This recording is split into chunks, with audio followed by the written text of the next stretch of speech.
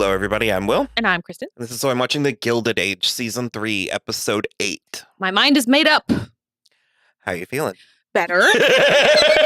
You were like, for the first 30 minutes, you were like on cloud 9. You were like floating. And then you, at about the midway point, I was like, ooh, I think George could still be, like, I was thinking he was going to have like a seizure or like a blood clot or something. Yep.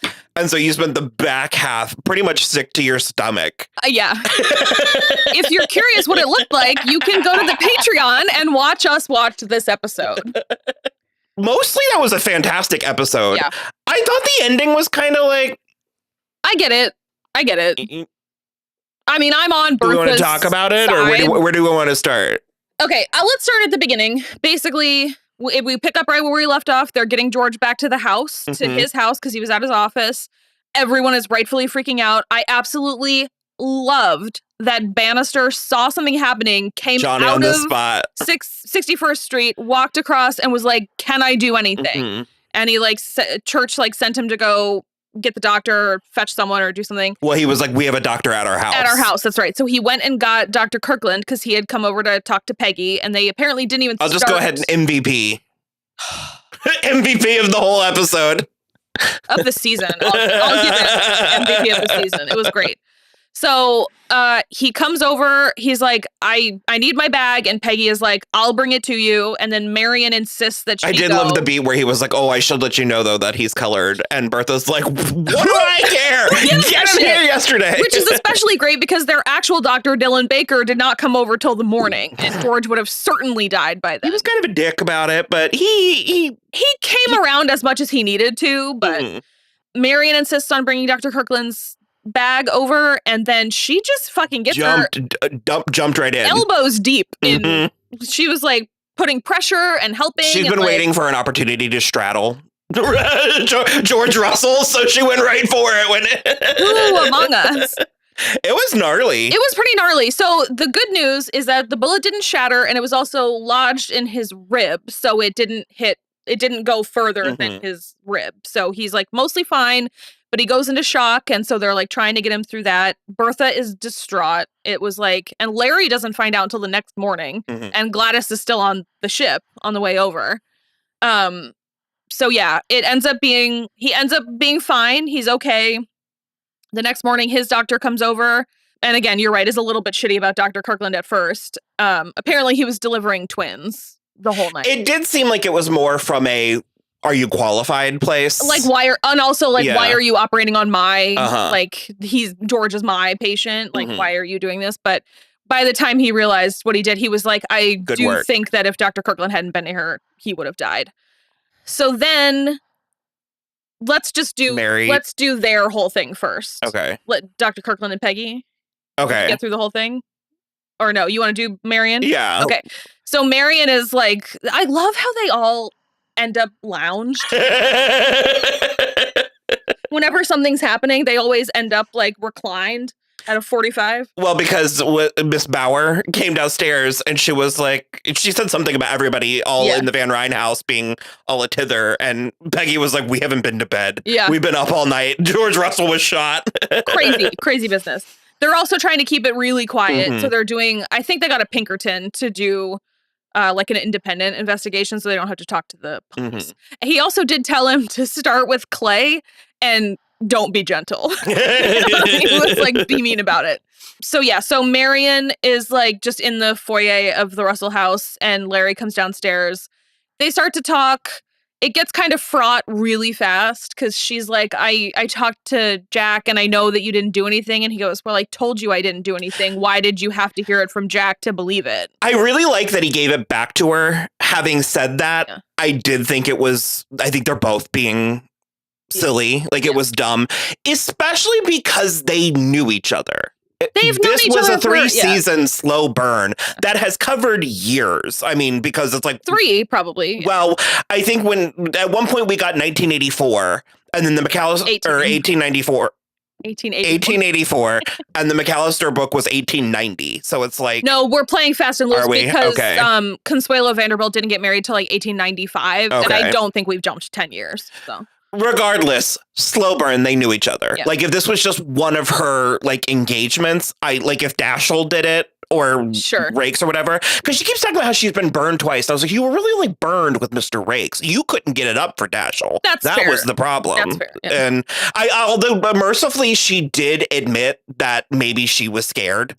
She did. She did acknowledge that there's a chance that she self-sabotaged. She was like, I think I panicked. Yeah. Like, I probably panicked. And so I love that he gave it back to her, but also it was annoying. They're sort of like, between a rock and a hard place the whole episode. I like the way that they ended, because basically the conversation on the staircase gets pretty fraught, and she just is like, I'm so sorry. And on the one hand, I get why she needed like a secondary person to like back up his story. I understand that. You always want to get receipts from like the friends around.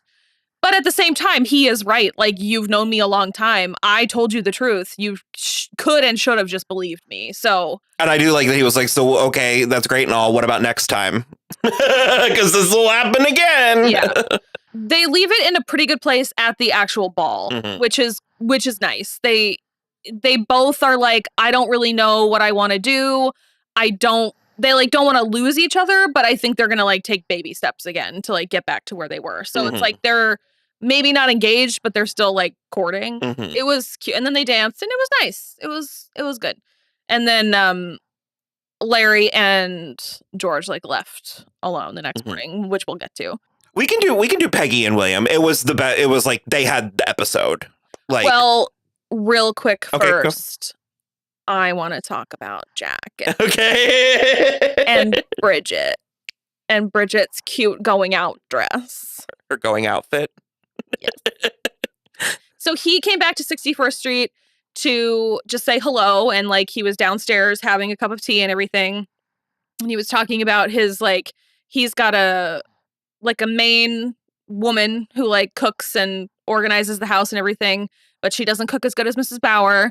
And then he's got like, there's 2 maids that attend to him every day. They just like come in and leave every day. They are not live in. Bridget wants to know if they're young. And he's like, why does that matter? What of it? Yeah. And she's like, well, maybe it doesn't. And so then she goes to see him and brings some stew for Mrs. Bauer. That actually looked amazing. It looked really good. Not like that slop. No, it looked amazing. So she comes to see him. She gives him the stew. And he's like, aren't you eating? And she goes, I ate before I came. And he goes, well, at least sit down. And she's like, I can't. I'm a servant. And he says, not in this house. You're a guest of the master. Oh, my. So he gets up and pulls out her chair for her. And they just sit and he eats. And she tells him about her day. And it was darling. That dress was so cute. It had like velvet panels and then fabric panels. It was adorable. There were like probably some series high dresses. They were all front loaded. None of them were from the dance except for Dorothy's. Dorothy and Peggy. But we saw it. Yeah. Dorothy and Peggy looked amazing. We've seen that dress on her. The peach? Yeah. Did she maybe wear I've seen her in off the shoulder pink peach before. Yeah. Well then yes, Dorothy's dress was Dorothy's was phenomenal. The only winner. The thing, at both balls. Charlotte's was pretty. I was going to say Charlotte's, but that wasn't even her ball dress. No, I was saying like at the ball. Oh, Charlotte's was okay. Dorothy's was the only good one, and then Charlotte's was okay. I didn't hate Miss Astor's. I wanted to see it with the cape from the front. Sure. Because the cape looked really cool. Yeah. There was something happening. I don't know if it was maybe like, I feel like it had to be intentional. There was a lot of clashing colors and patterns and textures, specifically at the Russell, at the Russell Newport ball. Yeah. Where I was like, is this like a historical tidbit maybe about the fashion? Like, was that in vogue that season or something? It was odd. Because Miss Astor, Lena, hers was very, bold clashing colors and patterns. Her necklace. It was like goldish though. Yeah. Her necklace was gorgeous. She also liked something next in Ada's. Ada had a really good necklace. Yeah. It was like a little spindly. It was great. Okay, so yeah, the bulk of the episode's like actual drama besides the shooting is Peggy and Dr. Kirkland.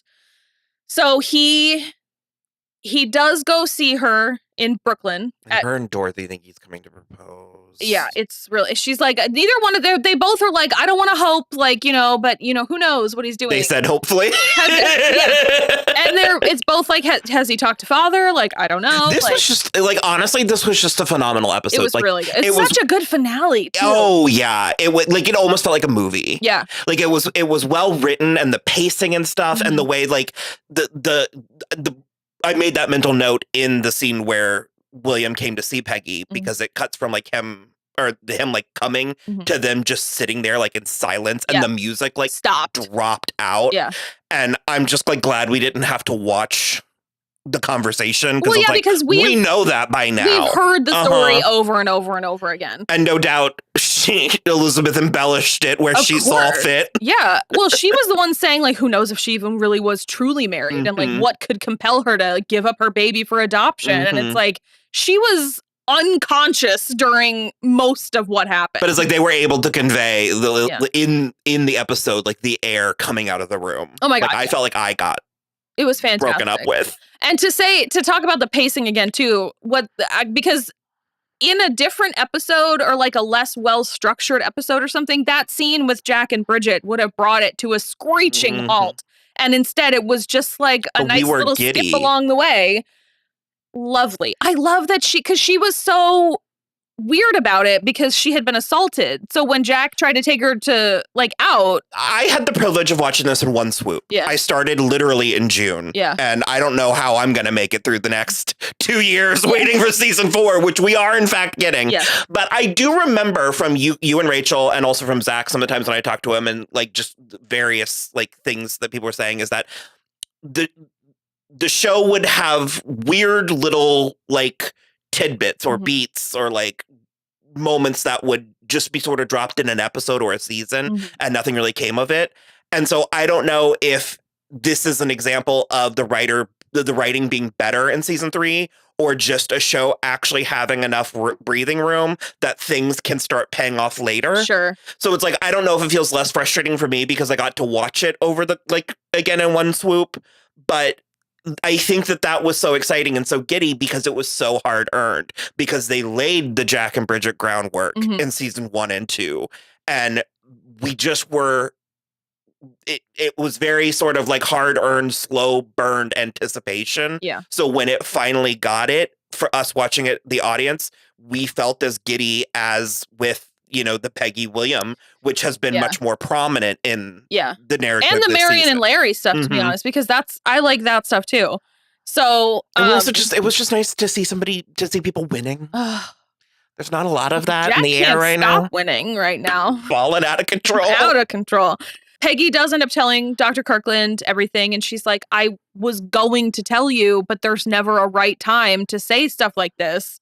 And he was like, yeah, that's true. I was pretty sure he was going to pull through because of how much he was straddling the line leaving. I also, he didn't storm out, and so I was like, he was like, I need to walk and think and this and that. And it also was like, you can't. And with his mother, he's never had to think about anything in his life. Like, this is the first time that he's ever had to like riddle something out to its conclusion. And you also can't be building this character up to be this Byronic hero and then at the last minute have him totally shit the bed like about the whole thing. So that's for Billy Carlton. Billy Carlton shat the bed so can hard. Suck an egg. And we will get to Gladys because I have things to say. It was so heartbreaking when Dorothy came home and Peggy was just sitting crying on the stairs. It was such a beautiful performance in an episode full of beautiful performances from today, Benton. But you just really get the sense that that's as far as she made it. Yeah. Like she was trying to go upstairs. Yeah, and she only made it to the stairs. It was very like the tiny chef. He just goes to sit on his bed and cries. So, so she's super sad. They are going back to Newport. Mrs. Trumbo and Dorothy go to the dress shop to get their final fittings done. And in walks Mrs. Kirkland. This is where Dorothy was wearing the dress, I wanted to say, because it looked bridal from the back. A little. So I was a little bit confused at first. It's like a really pale ivory. But when she turned around, there was like this like layering and almost like a ruching, and then there was this like pattern, purple like flowers. floral overlay. It was stunning. So beautiful. And it looked so good on her. The only thing is when she actually gets to the ball, I wish she'd chosen a slightly less big necklace, but that was the style at the time, so whatever. So anyway, they're getting their last fittings, and they're talking about like that they're picking up Peggy's dress because the dressmaker like brings it out, and Mrs. Kirkland is there, and she goes, "Oh, is your daughter still coming?" She's like, "Yeah, why wouldn't she?" "Oh, I thought she'd have like the dignity to like you bow out or whatever." Yeah. She was like, we weren't going to rescind the invitation. Dorothy is like, "Listen here, wench. My daughter is 10 times the person that A you'll is for ever be." apple. B is for bird. C is for like she went down. 17th of all. And she really was like, you have managed to get to a point in society here in Newport that gives you the illusion that you're important, but you're not. And it's like, too, because her husband is kind of white passing. And she just is like on a high horse about that. Oh, Dorothy says as much. I mean, it's truly incredible the way she calls her out.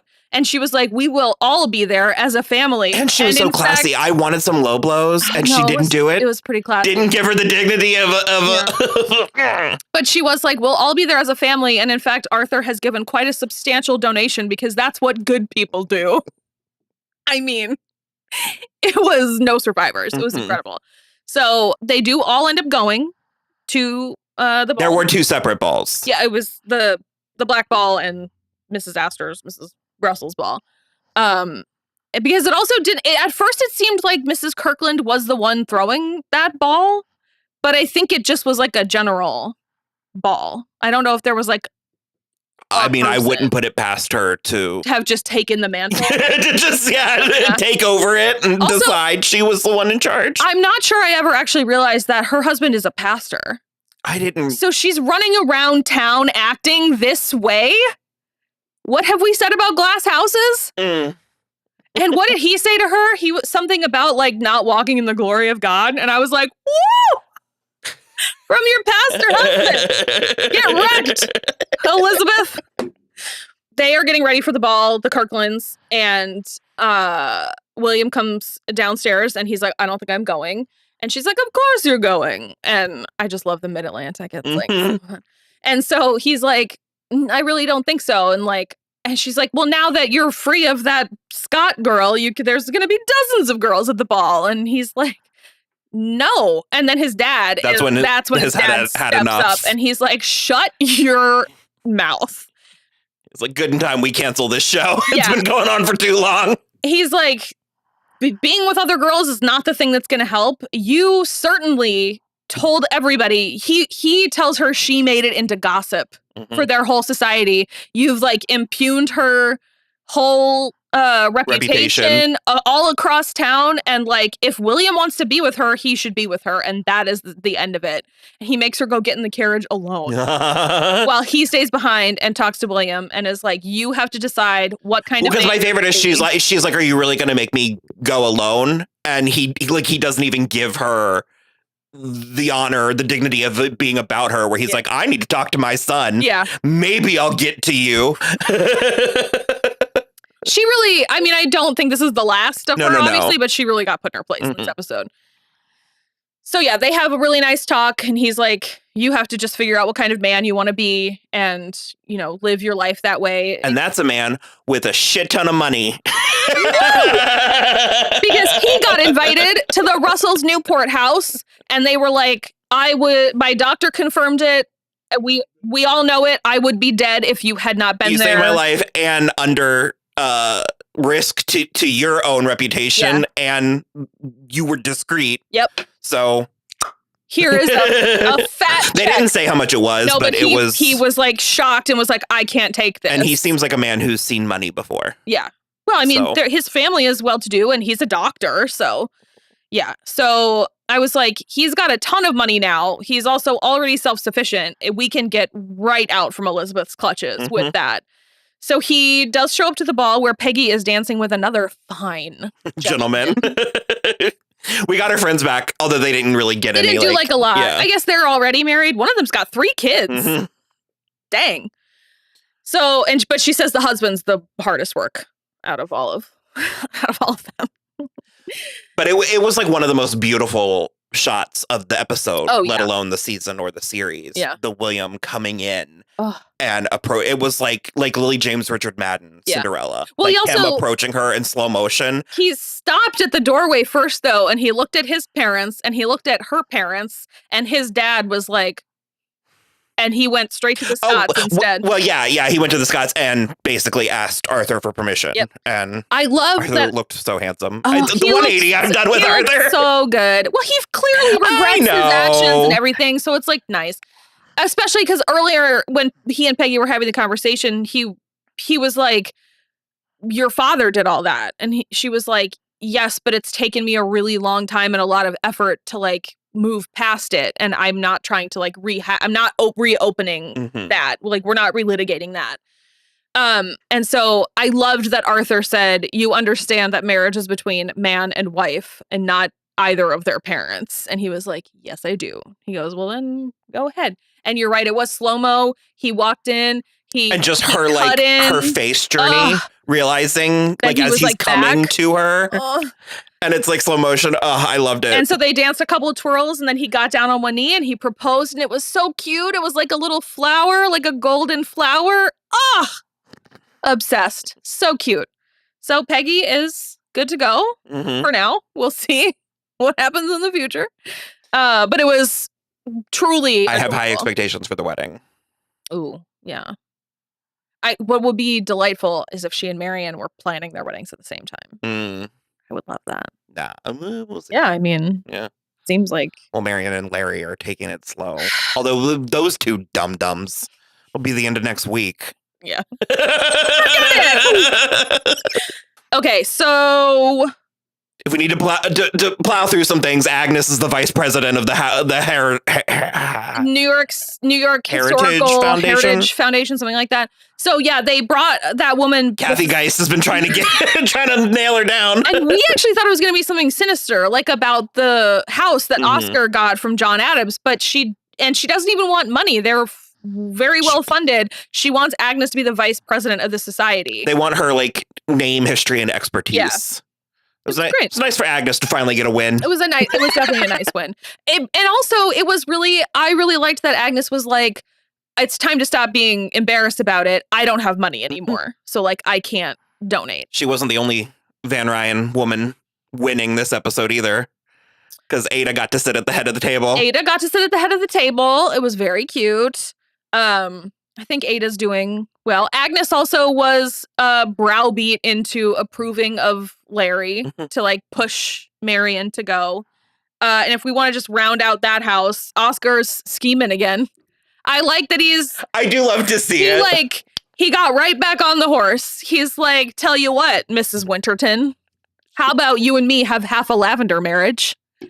I'm thrilled. No, I'm sorry. Me too. I love her. Yeah. I think she's great, especially if depending on how they use her. I think it's so much fun to have it because there's not really a lot of like villains on the show. No, yeah. And so like, I mean, we had Elizabeth, but it's like, I mean, that's only villainous to Peggy. Like, that's not villainous for the whole thing. It's like, I get the sense like, we'll probably see. I don't know. We'll have to wait and see if we see her through next season or whatever. But it's like, she was like a villain of the season where it's like Turner is just as scheming. Well, she's like Georgina Sparks. She's just like out there. She's just a chaos entity. Yeah. And I liked because the way that I said it was I was like, if not a villain, she's certainly a wild card. Yeah.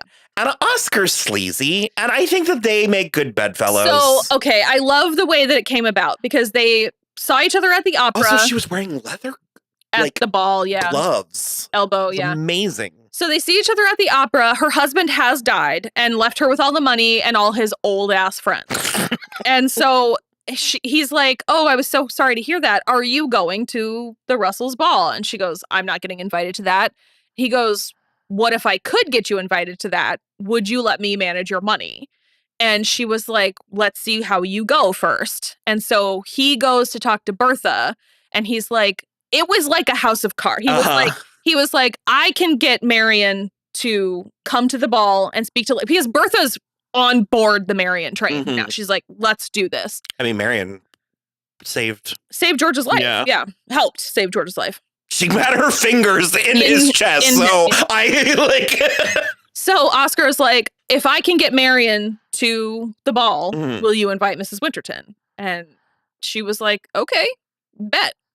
And he freaking whipped it all into shape. He made it all happen. And so then when they're at the ball, he goes up to Mrs. Winterton and he's like, hey, do you have a house outside New York? And she goes, I have a house on the Hudson, but it's pretty modest. And he goes, I have a cottage as well.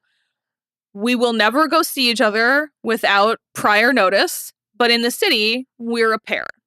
And she was like, how about when we're all back in the city, come for luncheon and we'll discuss. And I was like, get married. No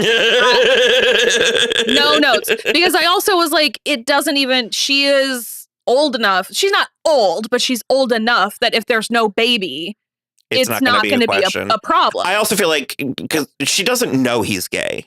I think she very Does she? suspects, yeah. She might. It was season 1 when they were like schemy. My point is that she's fine with it. Yeah. She's not going to care. No. She might be a good wing woman. If we're being completely honest. Well, hence the marriage. But that's why I'm calling it half a lavender marriage, because she's not that we know of, I guess. Yeah. She could go for it. But yeah, so that was like extraordinary. And I loved seeing him back to like his like season 1 scheminess. It was great. I am a little worried he's gonna like fly too close to the sun a little, but we'll see. Oh, well, we can talk about Charlotte's extraordinary dress. You couldn't. It took you out. You could not stop. It was like seafoam, but then it had these darts. Okay, it was like on one side it was like thin, but like not like pinstripes, but like thin diagonal gold. It was like arrows. Yeah. And then on this side, it was like big gold slashes. And the high collar, and she had a little brooch in the middle of the neck. I mean, Jesus Christ. It was like the best dress of the season. I couldn't stop exclaiming over it. Bertha was like, I'm going to invite Charlotte to the ball because I'm going to invite Aurora too. I get like the whole point that like divorce was extremely scandalous and taboo. And I also get Lena Astor's whole point and all that. But also it like Lena kept making such a big to-do about how they're throwing the gates open. And I was sort of like, who's to say that Bertha's not just deciding that Aurora and Charlotte are okay?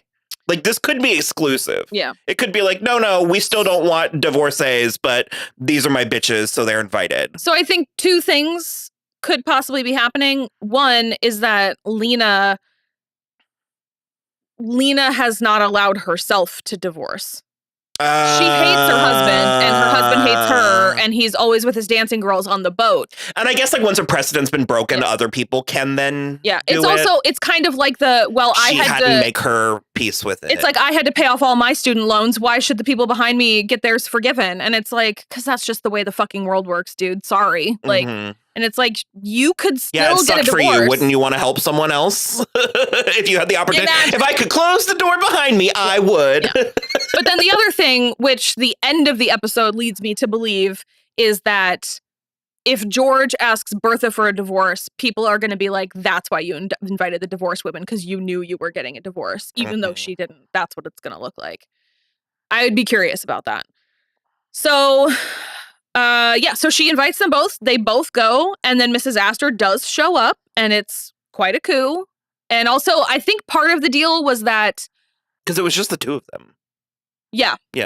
But part of the deal, too, is that Hector the Duke was greeted them. Yeah. Like, he was in the receiving line. So that was very important. They're winning.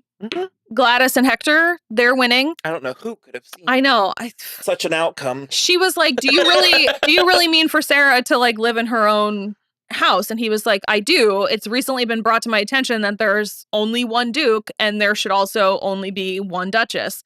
She's pleased as punch, super thrilled. And we did get the announcement that she is pregnant. 4 months along. She waited the 12 weeks. To even tell him. Yeah. And she's got Adelheid back.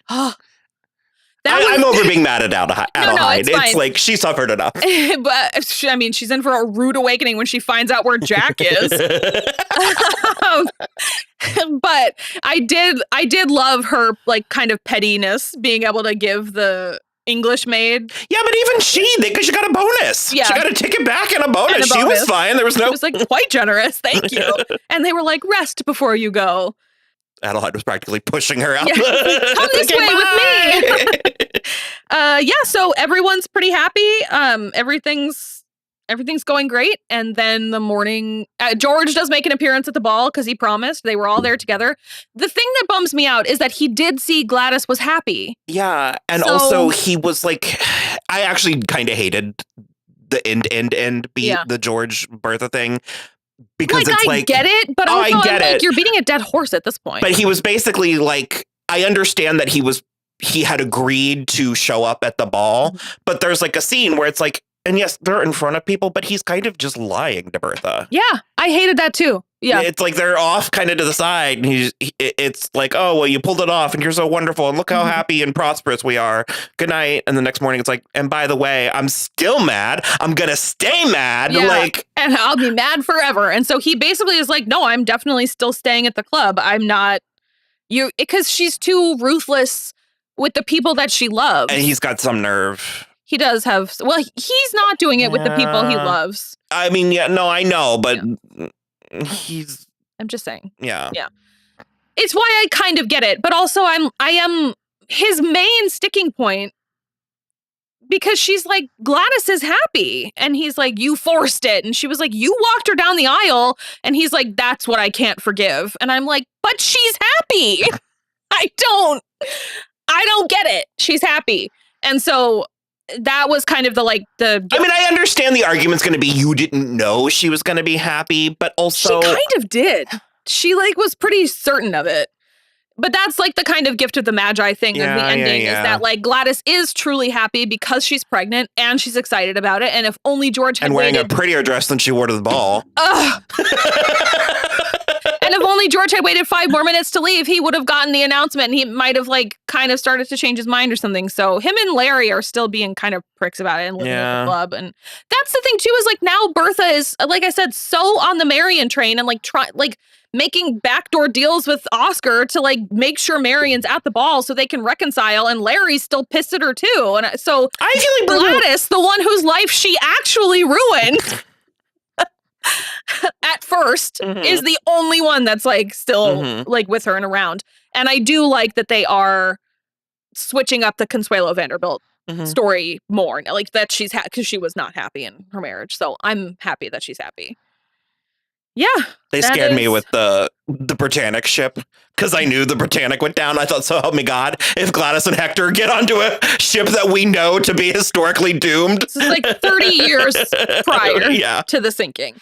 So, yeah, I think that's everybody. I feel like there's maybe Aurora went. She did, was there for the food and appreciated every morsel. Yeah.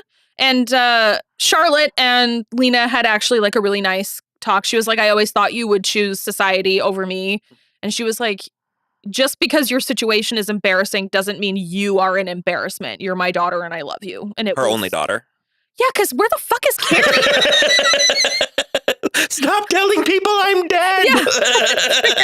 I can still hear her voice. Crazy. Yeah, this was a really, really lovely. It was 9.8 out of 10. A really lovely episode. Really, really good, in my opinion. And I stand by it. It was borderline cinematic. It was beautifully done. I liked it quite a lot. Now we have to wait at least 18 months, I'm sure. Maybe they'll turn it out. They might. It did get an early season 4 renewal. It was super popular, and things are starting to fall. Back in hits are fewer and further between, so maybe they'll prioritize. Yeah. We are going to move forward with Downton Abbey. Yes. It will take a week or two, a couple weeks, but we are prioritizing it. We're starting next week, so it should be coming sooner rather than later. Definitely this year. We might actually keep it just coming out on Sundays. Sundays or Mondays. We've had I've loved it. We've had a lot of fun, and it's been Downton will fill the void. That's what I was kind of hoping for you. It'll be perfect. And we would just like to keep the momentum going. Yeah. So if you guys were here for us to cover Downton, we got all of your comments last week. We see you, and we are doing it. We're doing it. So, and then we also have, we just did Wednesday and the Hunting Wives. These aren't exactly the same. The Hunting Wives is way more tawdry. It's a Venn diagram. There's some overlap. It was wild. Bonkers. So if you're even remotely inclined, check that out, and then check out our coverage, which is coming out. Desperate Housewives season 2 will be starting very soon. And then we are going to be getting to Interview with a Vampire season 2, definitely before season 3. Yep. So, yeah. All right. And then, yeah. That's it. Was such a wild ride. Thank you guys for being here, especially thank you guys so much. All the new subscribers, because we've gotten like 100 new subscribers on every video, and we love it. It's so wonderful. Thank you so much. Yes, it's been fantastic.